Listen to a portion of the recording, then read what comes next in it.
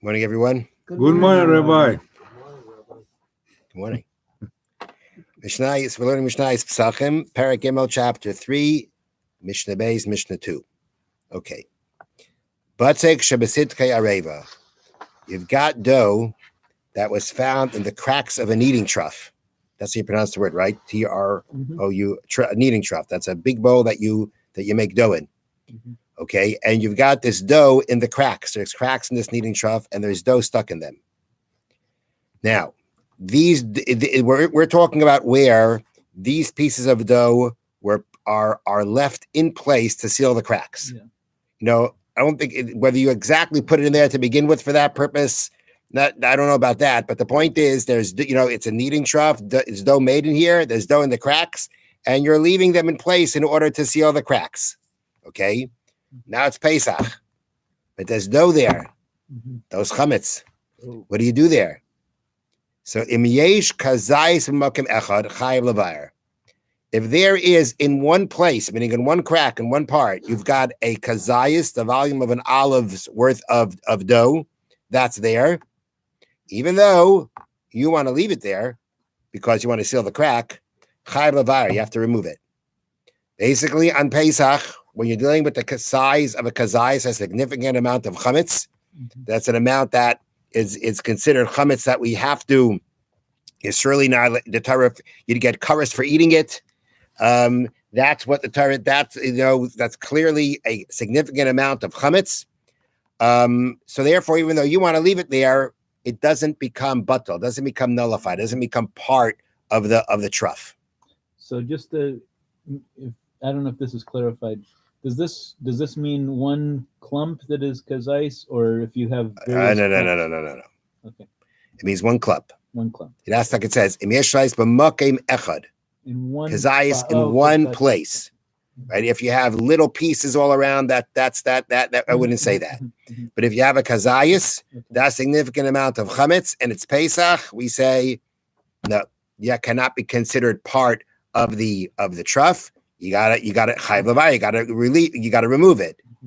The imlai.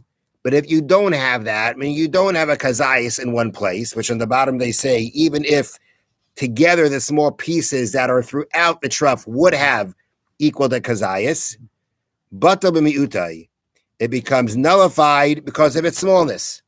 Means to say, once it's that small amount and you're planning on leaving it there because you want it to seal the crack, then it's just part of the trough. It's not considered chametz anymore. It's part of the trough.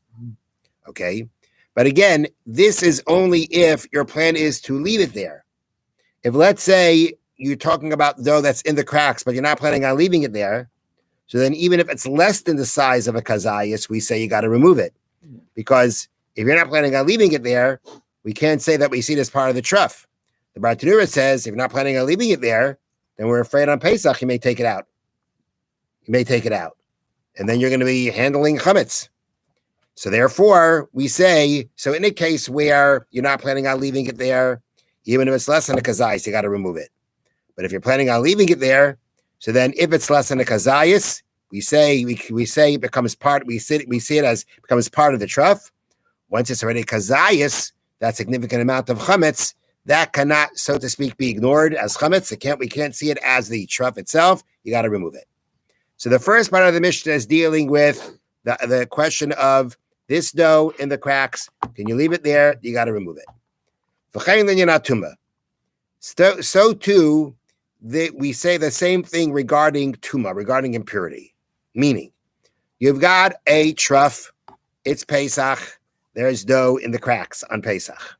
Okay, and now a source of tuma. Let's say a sheretz, one of the dead one of the dead creatures that are called the sheretz. Right, there are 8 of them. They're called a sheretz, a creeping animal. When they're dead, their carcasses are a source of tuma. So now a sheretz touches the dough in the cracks. Doesn't touch the trough. It touches the dough in the cracks. So we say the same thing, which means if we're talking about the sheretz touched a part of an amount of dough that's a kazayis in one place. So now, being that kazayis, we say you got to remove it on Pesach. Therefore, we can't see it as part of the trough. If it's not part of the trough, then what became tamei? the piece of dough, because it didn't touch the trough, it touched the dough. The dough is considered a separate object. It's a food that became tamei. A food that becomes tamei, that becomes impure, cannot make a utensil impure. Meaning the sheretz is touching the dough is touching the trough. But if it's the dough that's tamei, and you want to make the trough tamei because the dough is touching it, the rule is food cannot make a utensil tamei. So therefore, all you're left with is a piece of dough that's tamei, but the trough remains tahar. But that's if we're talking about there's a kazayas there. But let's say it touches a piece of dough that's less than a kazayas. So less than a kazayas, I don't have to remove from the trough, even though it's Pesach. Therefore, I can see it as part of the trough. If I see it as part of the trough, and the sheretz touches the dough, what happens to the trough then? It's going to be tamei, because it's considered like you touched the trough. If you have one vessel and the sheretz touches one part of the vessel, that's considered touching the whole vessel. If the dough is considered part of the vessel, then that means it touched part of the sheretz touched part of the vessel, and it's going to be tamei. Okay. Now again, this is talking about where you're planning on leaving it there. Okay. And the point is, even if you're planning on leaving it there, since it's Pesach, once you have a kazayas of dough in one place, then the halacha is that I have to remove it. I can't see it as part of the trough. Now the rest of the Mishnah deals with, let's say it's not Pesach.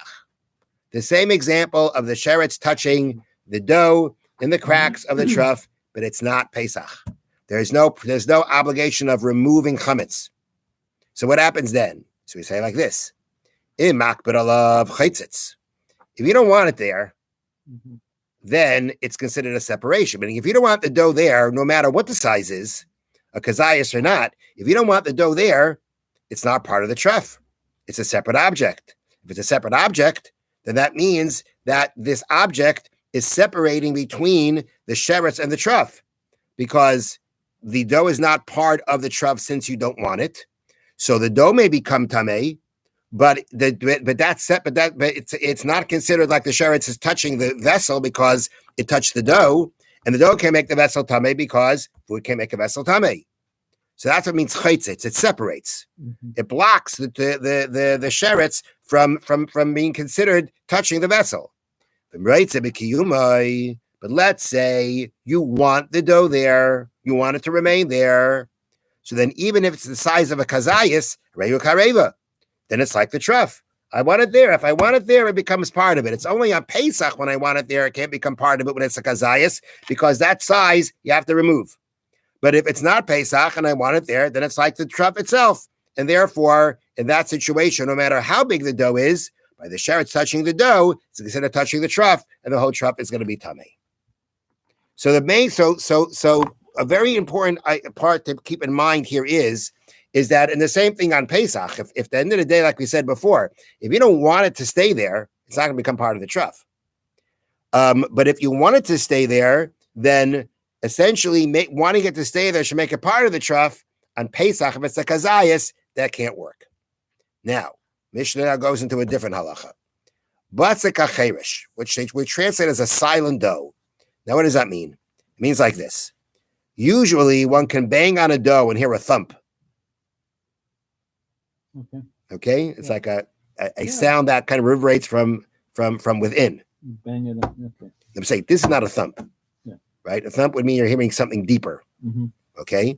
Now, usually one can bang on a dough and hear a thump, which indicates that the dough has leavened and is chametz. That's one of the ways of finding out if it became chametz. The dough the Mishnah discusses has been left for some time and does not produce any sound.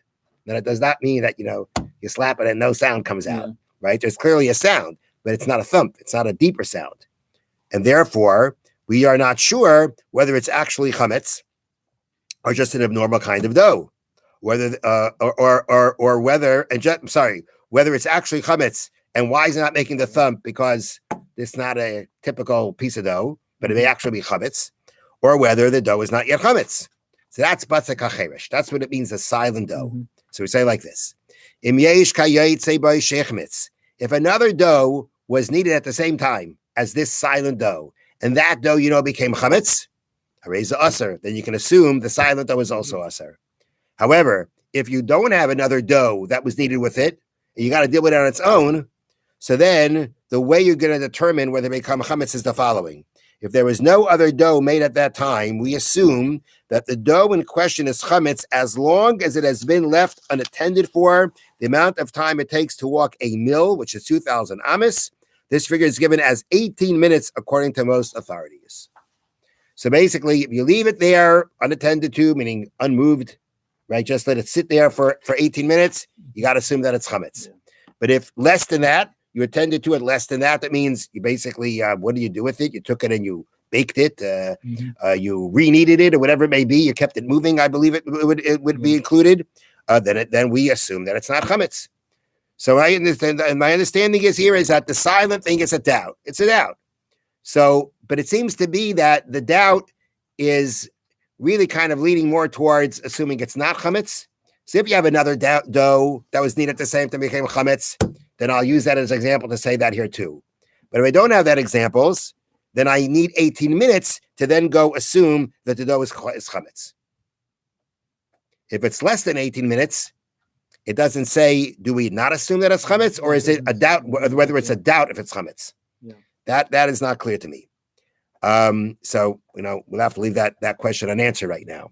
But if you want to at least assume, if you're going to assume that the dough, it seems to me like if it's a question, it's chametz, that means you're pretty much the same idea. Yeah. I don't know any exact differences offhand. But that's what it says. We assume that the dough in kosher is chametz as long as it's left unattended for 18 minutes, which would seem to say that less than that, without another dough to compare it to, you'll assume it's not. Because if it was chametz, it should have made that thump. Yeah. Have a wonderful day. Thank you. Thank you. Bye.